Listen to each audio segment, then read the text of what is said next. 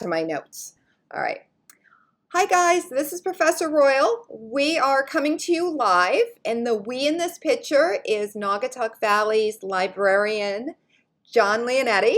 John has joined us because we're going to do some work on a refutation speech. Refutational speeches, like the persuasive, are arguing for a point of view, but you're arguing with somebody. And you're trying to do it in a way that's so respectful that they are going to agree with you. So how do you tell somebody politely, I don't agree with you, you're wrong, and my point of view is right? That's what we're working on today. So remember last week I said to you, hey, instead of bashing them because they want to eat a Big Mac and you want to eat a Whopper, instead go look at their arguments of what's so great about the Big Mac and see if you can meet them halfway and say, yeah, fast food is delicious, but, and in the but, we give them the refutation. So John, tell us a little bit about your background so that we understand why we ended up with the examples we're going to look at for the persuasive and the refutational speech. Hi, everyone. First of all, I'm a graduate of Naugatuck Valley, just be on the same page with you, literally. And I eventually got a master's degree in library science, and I have a degree in apologetics, a master's degree, and it deals with basically a comparative worldviews and how to reach out to people to have a dialogue that you are eventually going to disagree with. And there's a difference between quarreling and arguing. You argue a point of view, you don't quarrel over it. And this is what we're going to cover in what's known as the steelman argument. So let's start by going actually to the instructions for this week. I put them out to you as an email this morning. This is early afternoon now on Monday, June 23rd. So you'll find it in your first announcements on your homepage, and here it is. What we're asking you to do is to construct a refutation. So another persuasive speech, same outline you used before, but this time you're going to go and disprove the argument presented to you, which means I'm actually giving you the argument. So read this with me. If your boss said to you that they were going to reduce your hourly pay because your role has changed, and their reason is that you're taking on fewer duties and less responsibility. My question to you, what are you going to say to them so you don't lose your salary? So this is where a refutational speech comes in. It gives us a way to look at the arguments your boss just gave you for why they're going to reduce your salary, and to meet them in a way that's respectful enough they listen to you, and you can say why you should be keeping your salary. So the first thing that you have to do when you get the speech you're refuting, which will be coming next, is to listen to it and figure out what are the arguments. Or in another way we say this, what are the three main points the speaker made? What are their reasons? Then you want to be able to state each of them clearly in your language. Figure out what the flaw is with that argument. Not the person, guys, with the reason, with the argument. So really keep it clean that you're focused on the arguments only. And then, what's your evidence that you're correct? So the second piece of doing this is when you're constructing the language to your arguments, you need to use the steelman. So John, can you share with us the ethics behind why we use a steelman argument? Yes. First of all, when you use a steelman argument, you're building trust. You show that you understand the other side. The opposite of that would be a straw man argument, where you set up something your person you're dialoguing with does not believe, and then you make that the point of your analysis, or I don't want to use the word attack. It sounds too analysis is a better word. And then secondly, it strengthens your case. If you can refute the best version of the opposing view, your position gets stronger. And you should state the other person's position so clearly that they will either compliment you on you understanding their position. And then lastly, it encourages respectful dialogue. It's great for debates, essays, and thoughtful discussion. That's in essence, in a nutshell, the benefits of it. Absolutely. So if your boss came to you and said, we're reducing your salary, I'm asking you to be fast, guys, and think on your feet and ask your boss for a meeting where you can sit down and talk about it and then go home and figure out how to refute it. So, how would you have a conversation with your boss and say, no, I deserve to keep my salary? Because we all want our money, right? We all deserve it. So, come to the bottom of this email with me. If he said that he's reducing your hourly salary because your role has changed and you're taking on fewer duties and less responsibilities, we need to create a steel man. Restate his position.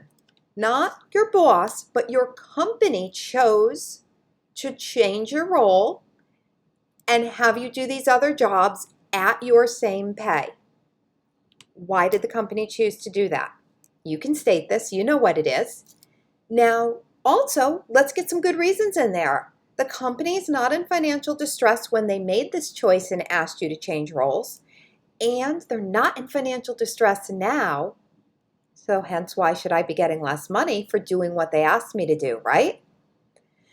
How about showing how your new role brings in more money for the company even though you have fewer duties and less responsibilities? Did we respectfully talk to him or her or they, whoever your boss may be, at their level and say, I understand what you said to me as the reasons, but here's the refutation. And this is the big piece. The final conclusion is conclude by asking to stay at your salary because you're doing what the company said they wanted you to do and you're bringing value to your company. And ask your boss, can we have another conversation and reevaluate this at the end of the fiscal year? That shows respect that you understand his, her, their position, that they are looking at the bottom line, but you've clearly said you're doing everything this company asked you to and bringing even more value to it, even though on paper he is correct that you're in a lesser role with fewer responsibilities. And guys, you're in college. So you know what you did? You bought yourself time to finish your degree and move forward. So this is today's email that I gave you. But how did we actually do this throughout the class? John and I are going to show you right now. So the first thing I'm going to do, you notice I'm in your screen here, is I'm going to go into course content and I'm going to look at the persuasive speech that we created the first time. So here I am in the persuasive speech, and here I am at the bottom. I told you in the beginning that we were always going to have these paired topics. So when you get a speech, it's going to be one of the topics that you also worked on when you did the persuasive speech, but you're going to do the refutation. The example that John and I worked on is one of the classic arguments. Does God exist? And you can do God with a capital G or a small g and make it refer to any belief system that you have or don't believe that he exists or she exists or they exist or it exists. Forgive my pronoun, that was wrong. But what I want you to do is figure out how it was argued so that you can refute it. John, this is your field of specialty. And in fact, a lot of material we're looking at here comes from John's own work in graduate school. So I'm going to let you take over this part and explain the argument behind how God does exist that we put forward in the first paper, because then we're going to show you the refutation of how you respectfully argue the reverse. So go ahead, John. Well, thank you. Yeah, basically, the existence of God is argued on the concept of causality, and just not to get too deep and give you a master's degree in a couple minutes here, but it's called the COMM cosmological argument, cosmos, the universe. And it's basically arguing three logical points. They're called a syllogism. 2 points are stated, then a conclusion's drawn.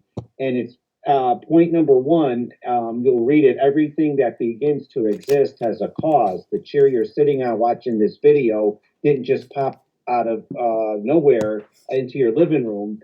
And secondly, the universe began to exist because it can't go back forever. We can get into that in a little bit. And then therefore, the universe has a cause. So everything you see in life, you get a note from your wife, I'll see you at 10 o'clock, you assume an intelligent cause for everything. So the universe has order and design, and therefore we argue it has a cause, and that cause is outside of it, and it would be hence God. So that, in a nutshell, is the Kalam cosmological argument. It breaks down into three parts. So when I'm Yes. listening to this speech, my first thing when I have to do a refutation is say, well, what's the argument? What is the point of view of the speaker I need to refute? And because it's an outline, it's really easy for us to see. The very first is body point A, that there has to be a cause. Everything has a cause, right? Mm-hmm. So in the back of your mind, start thinking, how do I refute the idea everything has a cause? 2, the universe began to exist somewhere, somehow. Mm-hmm. There had to be a beginning, right? How can I refute there has to be a beginning, John? This one's going to be hard. You're setting up a strong argument here. And number 3 is the universe has a cause. So I'm going to go through these 3 and say to myself, how do I respectfully argue an opposite point of view? This one is fun because it's been argued from so many points of view, secular and religious, people who believed it in the 1500s and people who don't believe it in 2025. So there's so many examples. This makes it to be fun to see, well, what can I find? What can I research? I don't have to know everything, right? What can I research and find for an answer? So let's go take a look at the answers, guys. And this is what you're going to be doing. Back into course content, into this week, which is our refutational week, right? And you're writing the outline only for the refutational, for the speech. You'll notice that the outline's due this Sunday, but the speech is not due till July 2nd. And the reason is we need some time to go back and forth in your outlines. This one's a little tougher. But here we go. Assignment on top. And the sample speech of why God does not exist. So, John, I argued this one. John wrote the first one. I wrote the second one. And I didn't have a background in this. So this was definitely hard for me to figure out, well, what's the polite way to argue that, well, here's a different point of view. So the first piece I came from was the COMM argument assumes what it wants to prove. Yeah. And so that argument is saying that there's a cause and effect that assumes we have a cause effect. There's no reason, there's no guarantee, nothing ever tells us we must have a start. It's an assumption. So the argument isn't, I don't like God or I don't like your God, but it's, are we sure we're being logical in the way we're thinking about this? The second piece doesn't, again, go after personal points of view. It goes after the scientific concepts that fall within the COMM. Are we sure that the laws of thermodynamics as being used in the argument are actually how thermodynamics works? Now, guys, I'm not a physicist. I had to go look this up. I had to go read this and research this. And that's where all these citations are coming in. I don't expect you know these arguments either, but I know you're smart enough to learn them and to be able to get to a level that I can at least say to John, I've read this, I don't understand this, can you share more with me? And you notice we're not having an argument, we're having a conversation because we're coming and learning together, and that's our goal. All right, and number 3 came out with the biggest flaw in the argument is that it is a double standard. John, is that accurate? Is the COMM a double standard in any way? Well, they argue. I personally do believe in God, but I guess what we have to deal with as a believer in God, that it assumes God in the cause, and usually you get the question, well, what caused God? Every event that comes to be as a cause, then what caused God Yep. so Yep. it's kind of like begging the question, like you said, assuming Yep. it in the syllogism, the 3 points. And did Yep. the universe have a beginning, or is And, it eternal? yep. And guys, if this feels over your head, then go back to the two examples. The one where I said your boss is going to tell Yeah. you that they need to bring down your salary, and you're going to argue, well, no, no, no. You guys assigned me this role. I bring value to the company. Let me keep my salary. Or go back into the blue note. And my blue note gave you another example.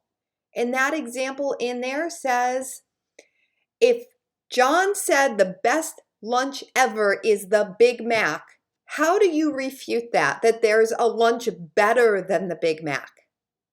Now, the classic argument's the Whopper is better.